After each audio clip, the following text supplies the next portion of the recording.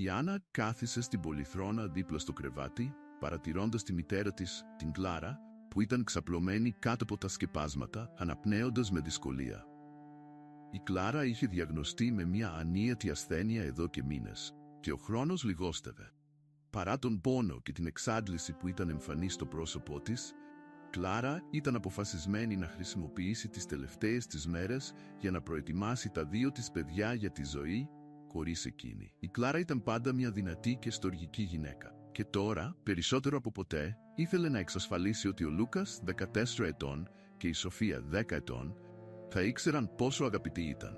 Ήθελε τα παιδιά της να νιώσουν ασφάλεια και αυτοπεποίθηση για το μέλλον, ακόμα και στην απουσία της.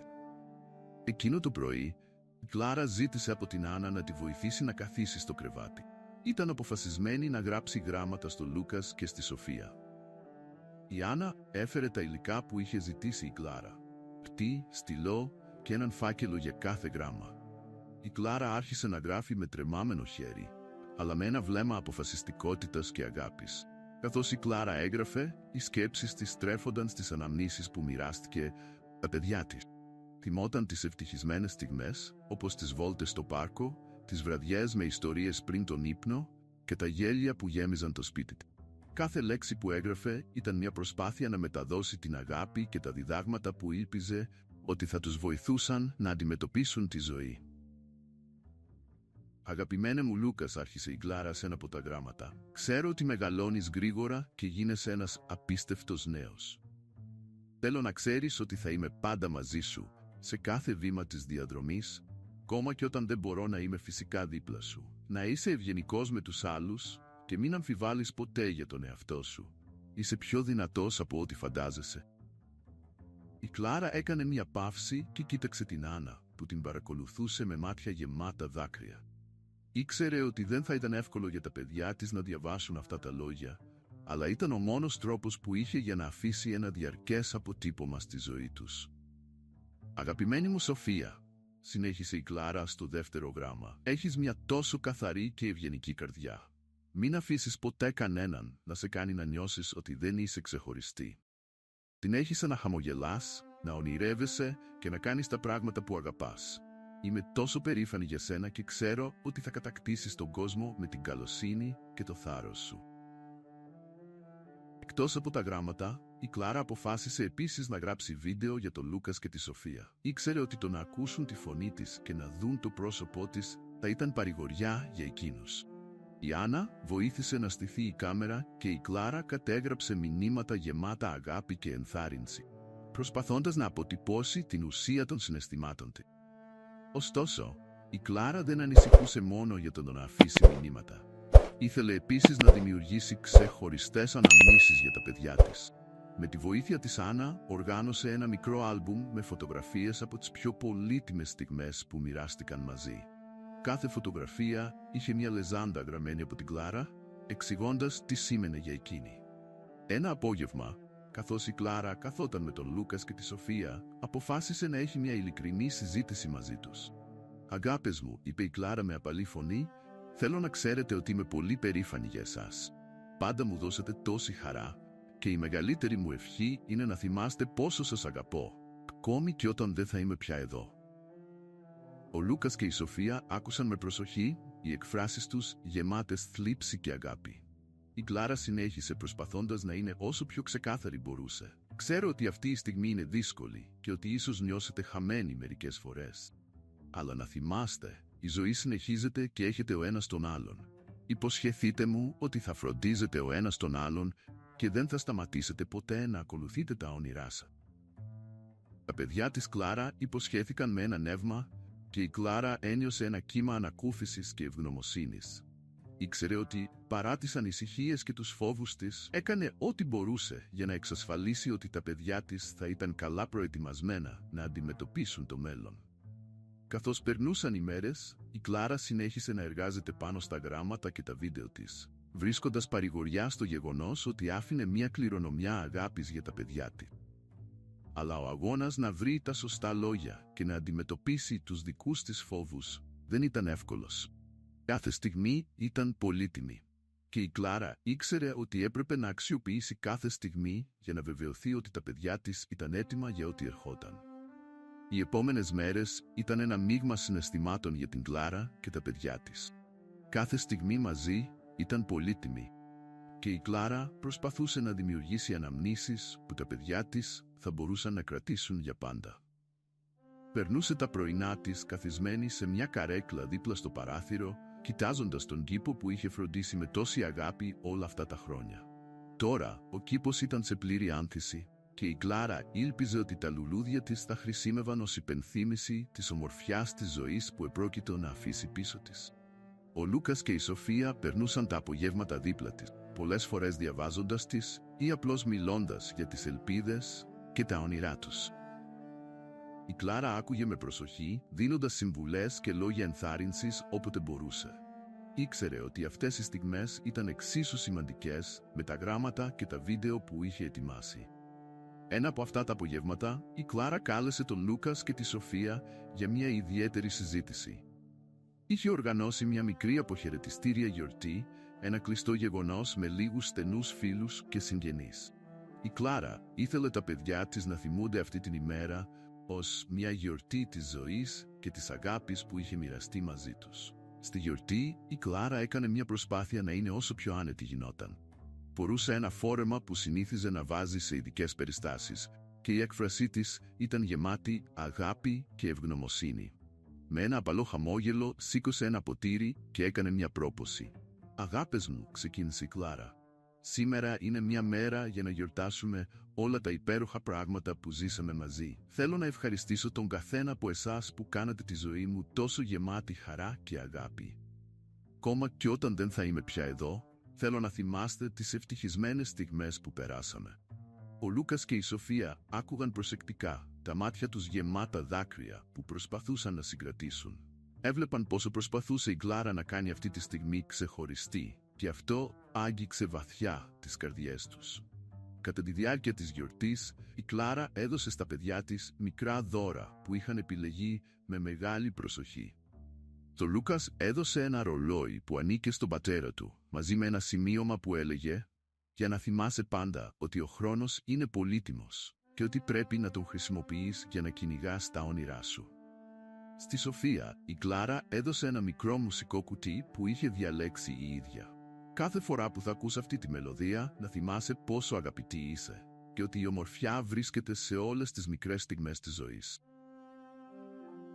Η γιορτή συνεχίστηκε με χαμόγελα και δάκρυα, γέλια και μοιρασμένες αναμνήσεις. Η Κλάρα και τα παιδιά της χόρεψαν μαζί με παλιά τραγούδια και ακόμα και στις πιο δύσκολες στιγμές η παρουσία φίλων και συγγενών έφερε λίγη παρηγοριά. Καθώς προχωρούσε η νύχτα, η Κλάρα ένιωσε εξαντλημένη αλλά και ικανοποιημένη. Ήξερε ότι είχε κάνει το καλύτερο που μπορούσε για να προετοιμάσει τα παιδιά της για τη ζωή χωρίς εκείνη. Όταν η γιορτή έφτασε στο τέλος, η Κλάρα ζήτησε από τον Λούκας και τη Σοφία να τη συνοδεύσουν στο δωμάτιό της. Καθισμένη δίπλα της, η Κλάρα μίλησε για ακόμα μια φορά. «Θέλω να ξέρετε ότι, ανεξάρτητα από το πού θα βρίσκομαι, η αγάπη μου θα είναι πάντα μαζί σας. Έχετε ο ένας τον άλλον και αυτό είναι ένα πολύτιμο δώρο. Να φροντίζετε και να στηρίζετε ο ένας τον άλλον, όπως κάναμε πάντα μαζί». Ο Λούκας και η Σοφία αγκάλιασαν τη μητέρα τους σφιχτά, νιώθοντας τη ζεστασιά και την παρηγοριά της αγκαλιάς της. Ήξεραν ότι τα λόγια και οι πράξεις της Κλάρα ήταν κάτι περισσότερο από απλές συμβουλές. Ήταν μια κληρονομιά αγάπης και ελπίδας. Καθώς περνούσε ο χρόνος και το τέλος πλησίαζε, η Κλάρα επικεντρωνόταν στο να διασφαλίσει ότι ο Λούκας και η Σοφία ένιωθαν έτοιμοι. Πέρασε τις τελευταίες της εβδομάδες περιτριγυρισμένη από οικογένεια και φίλους, μοιραζόμενοι ιστορίες, γελώντας και πάνω απ' όλα δείχνοντας τη δύναμη και την ομορφιά μιας αγάπης που ξεπερνούσε τη ζωή την ίδια. Κάθε μέρα ήταν μια πρόκληση, αλλά η Κλάρα αντιμετώπιζε κάθε μία με θάρρος και ελπίδα. Ήξερε ότι παρά τις δυσκολίες που θα αντιμετώπιζαν τα παιδιά της, η αγάπη που είχε σπείρει στη ζωή τους θα ήταν μια σταθερή πηγή δύναμης και παρηγοριάς. Και έτσι, Κλάρα συνέχισε το ταξίδι της, με τη βεβαιότητα ότι είχε κάνει ό,τι μπορούσε για να αφήσει ένα διαρκές αποτύπωμα στις καρδιές των παιδιών της, προετοιμάζοντάς τα να αντιμετωπίσουν το μέλλον με αγάπη και ελπίδα. Καθώς η Κλάρα πλησίαζε τις τελευταίες ημέρες, συνέχιζε να αφιερώνει τον χρόνο της στον Λούκας και τη Σοφία. Κάθε στιγμή ήταν πολύτιμη και η Κλάρα φρόντιζε να αξιοποιήσει κάθε λεπτό για να ενισχύσει τους δεσμούς με τα παιδιά της και να τους προσφέρει την ασφάλεια που χρειάζονταν. Ένα απόγευμα, καθώς ο ήλιος άρχιζε να δύει και φώτιζε το δωμάτιο με ένα απαλό φως, η Κλάρα ζήτησε από τον Λούκας και τη Σοφία να την ακολουθήσουν στον κήπο. Αν και η ενέργεια της Κλάρα λιγόστευε, ήταν αποφασισμένη να περάσει λίγο χρόνο έξω με τα παιδιά της. Στον κήπο, η Κλάρα κάθισε σε έναν πάγκο κοντά στα λουλούδια που τόσο αγαπούσε. Ο Λούκας και η Σοφία κάθισαν δίπλα της και η Κλάρα έβγαλε ένα μικρό κουτί που είχε φυλάξει με αγάπη. Μέσα στο κουτί υπήρχαν σπόροι λουλουδιών που η Κλάρα είχε επιλέξει ειδικά για τα παιδιά της. «Αυτοί είναι σπόροι λουλουδιών που έχω φυτέψει εδώ στον κήπο με τα χρόνια», εξήγησε η Κλάρα. «Καθένας τους αντιπροσωπεύει μια ευχή μου για εσάς. Όταν δεν θα είμαι πια εδώ, θέλω να φυτέψετε αυτούς τους σπόρους κάπου ξεχωριστά και να τους φροντίσετε με όλη σας την αγάπη». Ο Λούκας και η Σοφία κοίταξαν τους σπόρους με περιέργεια. Η Κλάρα συνέχισε: «Κάθε φορά που θα βλέπετε αυτά τα λουλούδια να μεγαλώνουν, να με θυμάστε και να θυμάστε πόσο σας αγαπώ. Αυτά τα λουλούδια θα είναι σύμβολο της αγάπης μας και της ζωής που θα είναι πάντα μαζί σας». Η Κλάρα μοιράστηκε επίσης μαζί τους μερικές από τις τελευταίες της σκέψεις για το πώς να αντιμετωπίζουν τη ζωή. Μίλησε για τη σημασία του να είναι ευγνώμονες για τις μικρές στιγμές και να μην ξεχνούν ποτέ να αναζητούν την ευτυχία στα απλά πράγματα. «Να θυμάστε πάντα να γελάτε, να αγαπάτε και να ζείτε πλήρως», είπε με ένα απαλό χαμόγελο. Η νύχτα πλησίαζε και η θερμοκρασία άρχιζε να πέφτει, έτσι η Κλάρα και τα παιδιά της επέστρεψαν στο σπίτι. Ο Λούκας και η Σοφία βοήθησαν την Κλάρα να ξαπλώσει στο κρεβάτι και η Άννα μπήκε στο δωμάτιο με ένα βιβλίο ιστοριών. Άρχισε να διαβάζει δυνατά, επιλέγοντας ένα παραμύθι που η Κλάρα αγαπούσε πάντα. Καθώς η Άννα διάβαζε, η Κλάρα ένιωθε μια εσωτερική γαλήνη.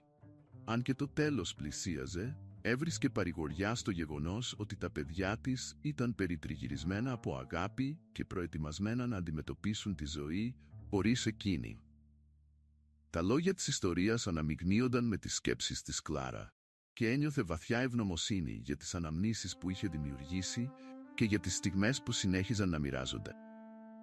Τις επόμενες ημέρες, η Κλάρα προσπάθησε να διατηρήσει όσο το δυνατόν πιο ψηλά το ηθικό της, ενθαρρύνοντας τον Λούκας και τη Σοφία να προετοιμαστούν για το μέλλον και να βρίσκουν χαρά στα μικρά πράγματα.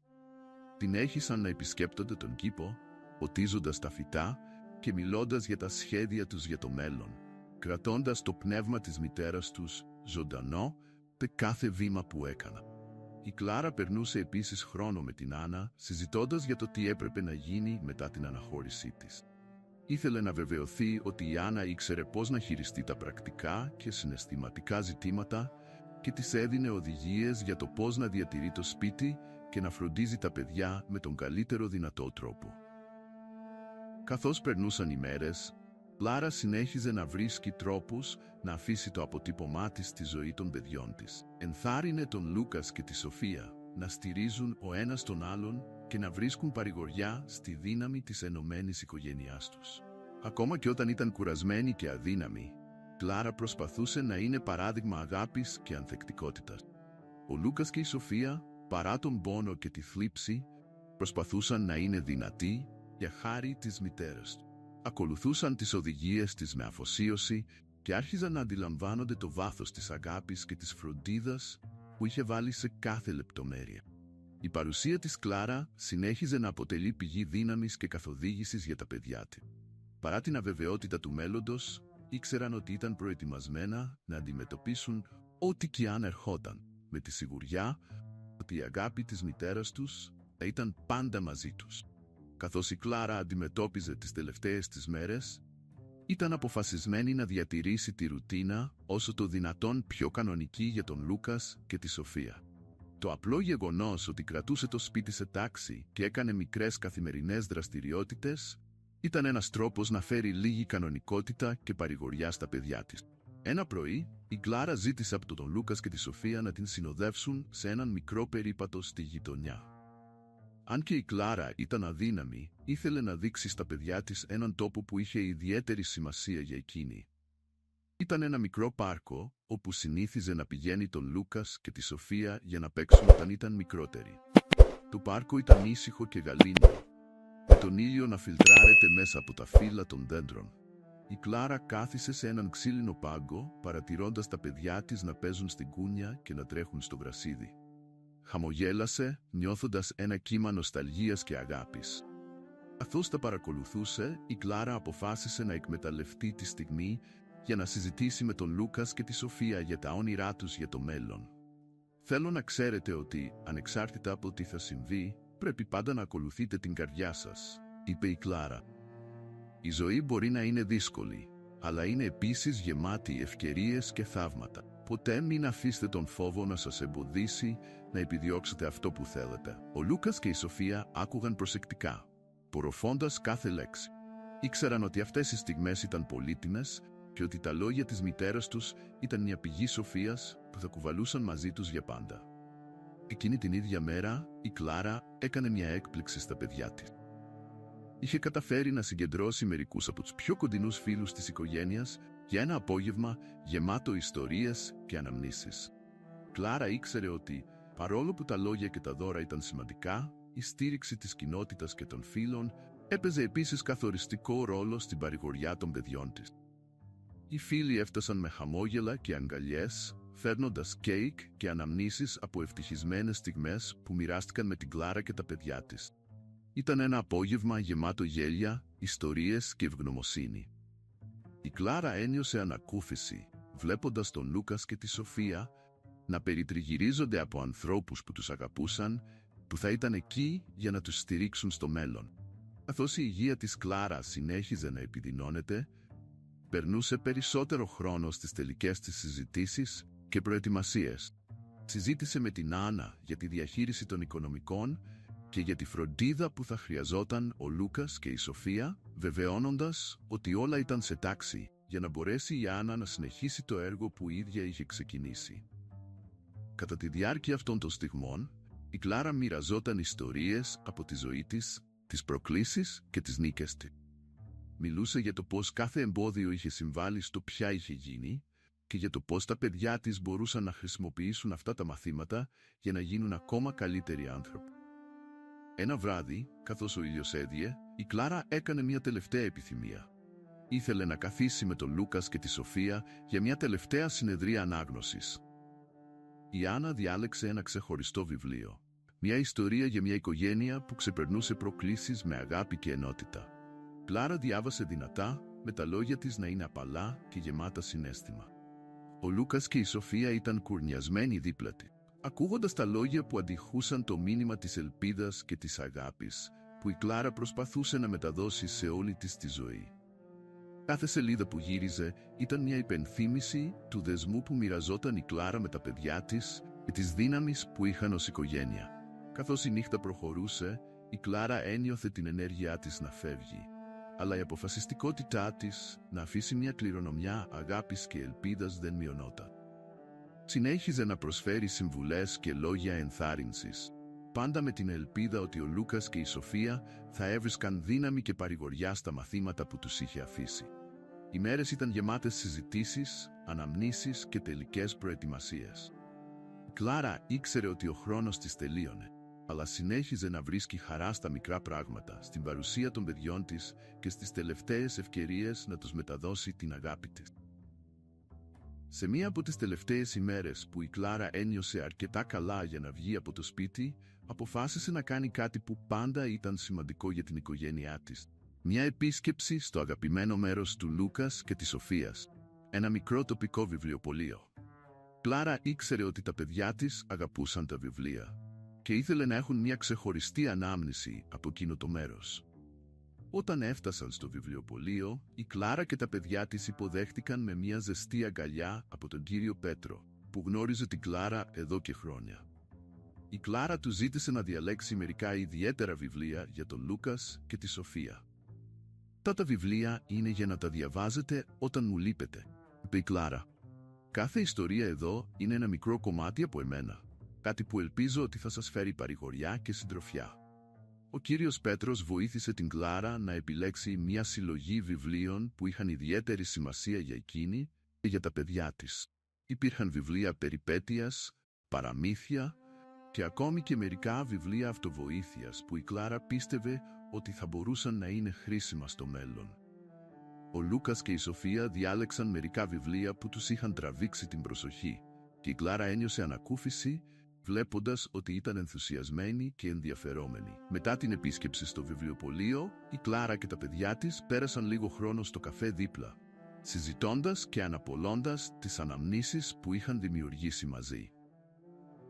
Κλάρα ζήτησε από την Άννα να τραβήξει μερικές φωτογραφίες, ώστε αργότερα ο Λούκας και η Σοφία να μπορούν να θυμούνται εκείνη την ξεχωριστή ημέρα.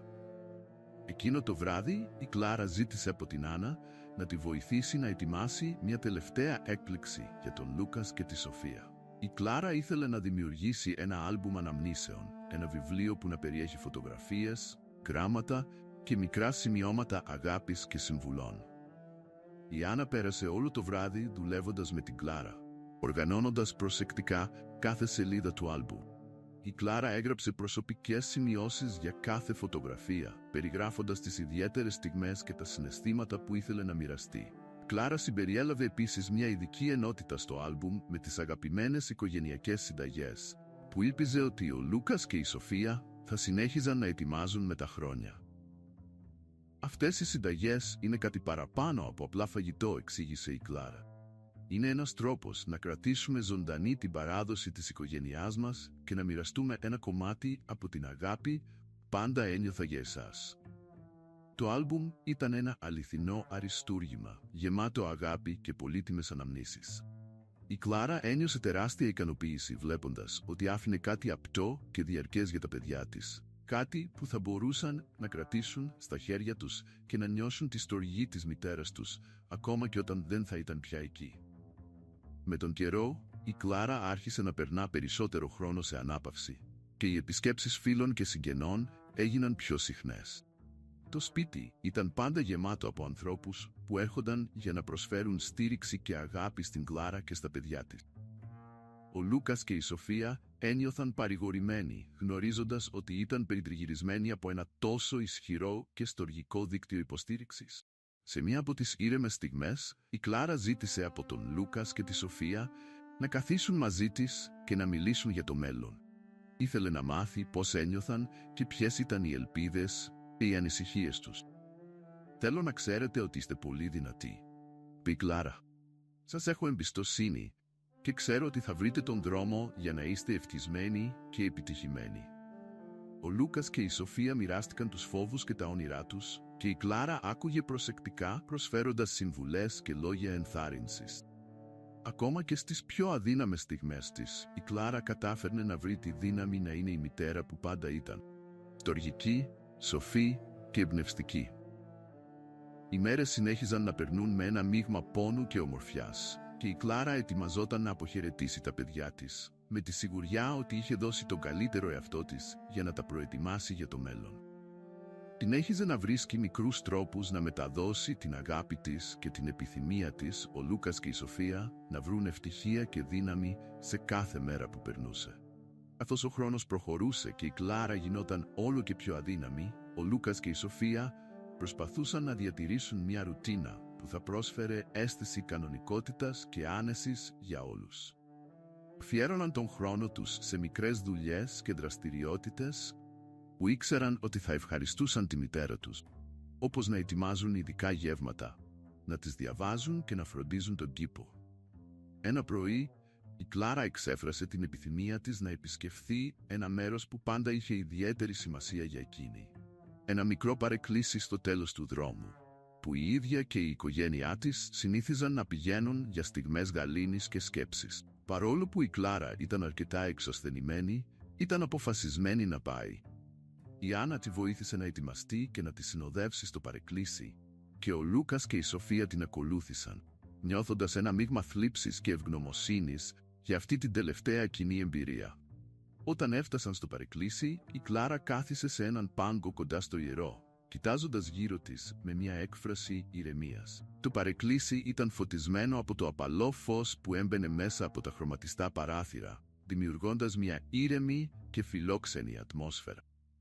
Η Κλάρα ζήτησε από τον Λούκας και τη Σοφία να καθίσουν δίπλα της και να κλείσουν τα μάτια τους για μια στιγμή ώστε να νιώσουν την ηρεμία του τόπου. «Θέλω πάντα να θυμάστε αυτό το μέρος», είπε η Κλάρα με χαμηλή και απαλή φωνή. «Εδώ βρήκα πολλές απαντήσεις και παρηγοριά όλα αυτά τα χρόνια.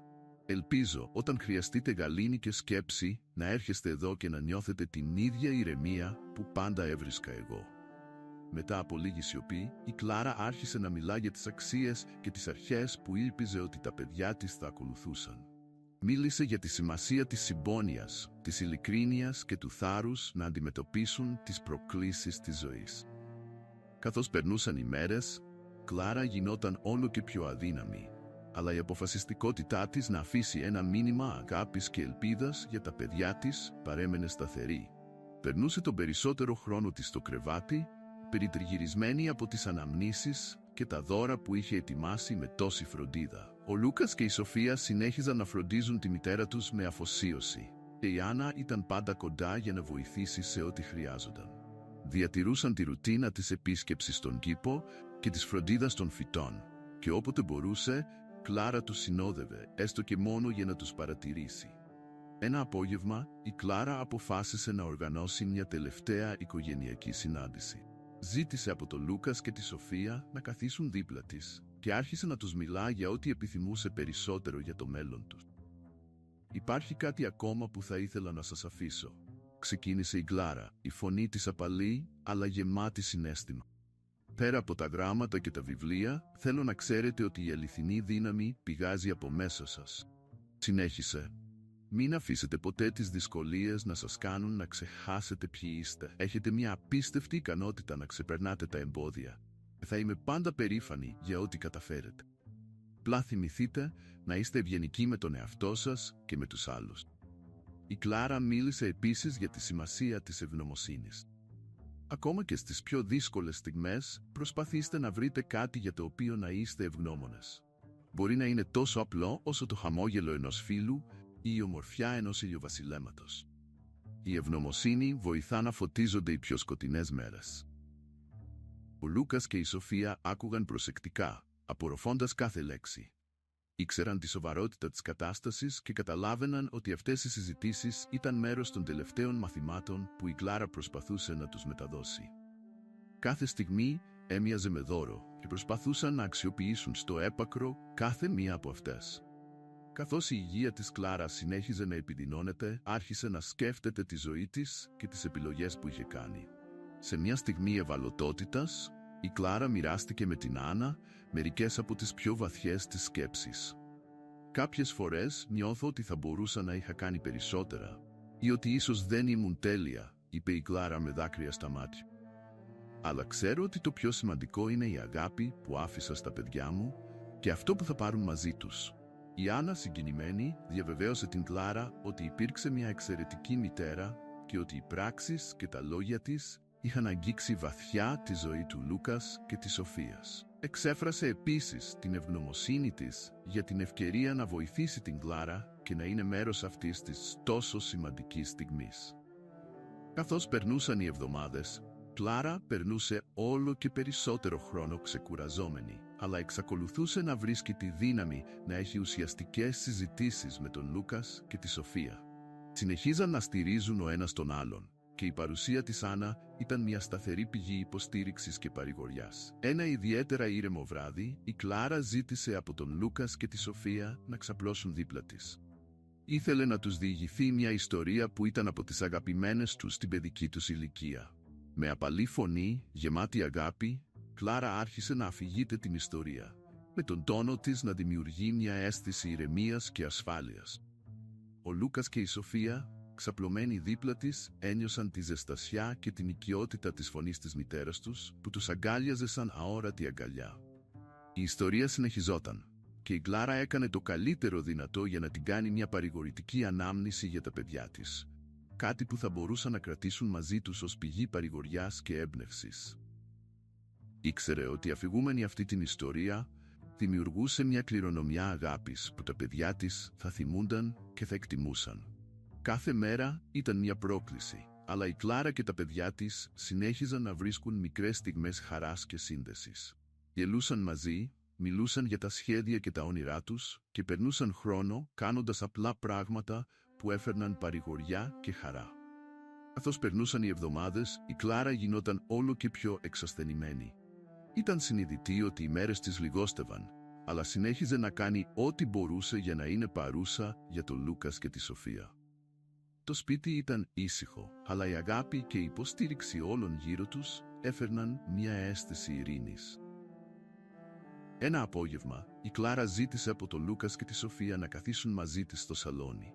Ήθελε να τους βοηθήσουν να οργανώσουν ένα μικρό project που είχε σχεδιάσει με την Άννα. Η Κλάρα είχε αποφασίσει να δημιουργήσει ένα βιβλίο αναμνήσεων για τον καθένα από τα παιδιά. Ένα άλμπουμ που συνδύαζε φωτογραφίες, σημειώσεις και ιδιαίτερες αναμνήσεις. Η Άννα και η Κλάρα πέρασαν εβδομάδες συλλέγοντας φωτογραφίες και γράφοντας σημειώσεις για τις σημαντικές στιγμές της ζωής των παιδιών. Είχαν κάνει μια προσεκτική επιλογή φωτογραφιών που έδειχναν από τα πρώτα βήματα του Λούκας και της Σοφίας έως τις πιο πρόσφατες επιτυχίες τους. Κάθε φωτογραφία συνοδευόταν από μια μικρή σημείωση γραμμένη από την Κλάρα που αντανακλούσε τη στιγμή και τα συναισθήματα που είχε τότε. Τώρα, η Κλάρα ήθελε να δουν τα παιδιά τα άλμπουμ και να βοηθήσουν να προσθέσουν τις δικές τους αναμνήσεις και σκέψεις. Πέρασαν το απόγευμα ξεφυλίζοντας το βιβλίο, αναπολώντας τις ευτυχισμένες στιγμές και γράφοντας προσωπικές σημειώσεις. Ο Λούκας έγραψε για τις αγαπημένες του αναμνήσεις από οικογενειακές εκδρομές, ενώ η Σοφία στοχάστηκε πάνω στα μαθήματα που είχε μάθει από τη μητέρα της. «Αυτά τα άλμπουμ θα είναι κάτι που θα μπορείτε να πάρετε μαζί σας για πάντα», είπε η Κλάρα. «Ελπίζω όταν τα κοιτάζετε να θυμάστε την αγάπη και τη χαρά που ζήσαμε μαζί». Αφού ολοκλήρωσε το βιβλίο αναμνήσεων, η Κλάρα ετοίμασε και ένα ειδικό βίντεο. Έγραψε μηνύματα για τον Λούκας και τη Σοφία, μιλώντας για τις ευχές και τις ελπίδες της για το μέλλον τους. Η Κλάρα μιλούσε απευθείας στην κάμερα, με μια ειλικρίνεια και αγάπη που έμοιαζε να διαπερνά την οθόνη. Στο βίντεο, Κλάρα μοιράστηκε συμβουλές για το πώς να αντιμετωπίζουν τις δυσκολίες και πώς να βρίσκουν χαρά στα μικρά πράγματα της ζωής. Ενθάρρυνε τα παιδιά της να παραμείνουν ενωμένα και να αναζητούν την ευτυχία στις απλές στιγμές, όπως ένα ηλιόλουστο απόγευμα ή το χαμόγελο ενός φίλου. Καθώς το βίντεο πλησίαζε στο τέλος του, η Κλάρα μίλησε για την υπερηφάνεια που ένιωθε για τα παιδιά της και για την ανιδιοτελή αγάπη που θα έχει πάντα για αυτά. «Ακόμα και όταν δεν θα είμαι πια εδώ, η αγάπη μου θα είναι πάντα μαζί σας. Το θυμάστε και να στηρίζετε ο ένας τον άλλον. Μπορείτε να αντιμετωπίσετε τα πάντα και να είστε μαζί». Με τη βοήθεια της Άννα, η Κλάρα ετοίμασε ένα ειδικό κουτί για τον καθένα από τα παιδιά της, το οποίο περιείχε το βίντεο, το βιβλίο αναμνήσεων και μερικά από τα αγαπημένα της αντικείμενα.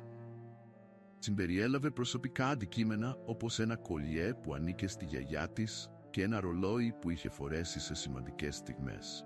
Αυτά τα πράγματα είναι αναμνήσεις ότι θα είμαι πάντα μαζί σας, στο πνεύμα και στη μνήμη. Καθώς οι μέρες γίνονταν πιο δύσκολες για την Κλάρα, συνέχιζε να βρίσκει στιγμές για να δίνει συμβουλές και λόγια ενθάρρυνσης. Συζητούσε με τον Λούκας και τη Σοφία για το πώς να αντιμετωπίζουν την απώλεια και πώς να βρίσκουν δύναμη στην ανθεκτικότητά τους. Σε μια πιο προσωπική στιγμή, Κλάρα κάλεσε τον Λούκας και τη Σοφία στον κήπο για μια συζήτηση. Ήθελε να τους μιλήσει για τη σημασία του να συνεχίζουν να ζουν με πάθος και σκοπό. «Η ζωή είναι πολύτιμη και σύντομη», είπε η Κλάρα. «Ποτέ μην αφήσετε τον φόβο ή τη θλίψη να σας εμποδίσουν να ακολουθήσετε τα όνειρά σας. Προχωρήστε και κάντε τη διαφορά στον κόσμο». Ο Λούκας και η Σοφία άκουγαν προσεκτικά, απορροφώντας κάθε λέξη. Καταλάβαιναν ότι η Κλάρα ετοιμαζόταν να τους αποχαιρετήσει και ένιωθαν βαθιά ευγνωμοσύνη για όλα τα μαθήματα και τις αναμνήσεις που τους είχε αφήσει. Κάθε μέρα γινόταν μια νέα ευκαιρία να δημιουργήσουν αναμνήσεις και να ενισχύσουν τους οικογενειακούς δεσμούς. Ακόμα και όταν η υγεία της Κλάρα χειροτέρευε, η αγάπη και η υποστήριξη μεταξύ αυτής και των παιδιών της παρέμεναν δυνατές, προσφέροντας μια αίσθηση παρηγοριάς και σύνδεσης μέσα στις δυσκολίες. Καθώς περνούσαν οι μέρες, η Κλάρα γινόταν όλο και πιο εξασθενημένη. Ήξερε ότι ο χρόνος της λιγόστευε, αλλά προσπαθούσε να διατηρήσει τη δύναμή της για να είναι δίπλα στον Λούκας και τη Σοφία όσο περισσότερο μπορούσε. Το σπίτι ήταν ήσυχο και οι στιγμές που μοιράζονταν με τα παιδιά της ήταν γεμάτες μείγμα αγάπης, θλίψης και ευγνωμοσύνης.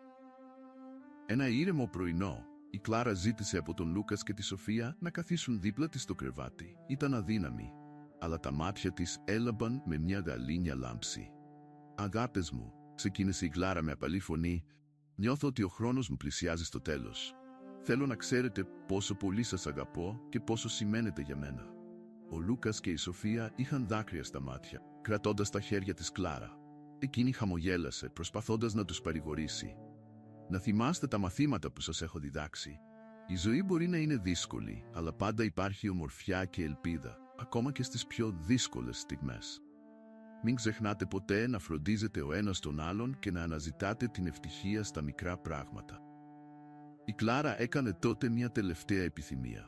Ήθελε να περάσει λίγο χρόνο στον κήπο, ένα μέρος που πάντα ήταν ξεχωριστό για την οικογένεια.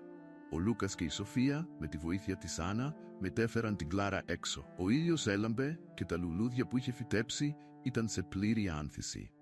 Κλάρα ξάπλωσε σε μια άνετη καρέκλα στον κήπο, περιτριγυρισμένη από τα λουλούδια που αγαπούσε τόσο πολύ.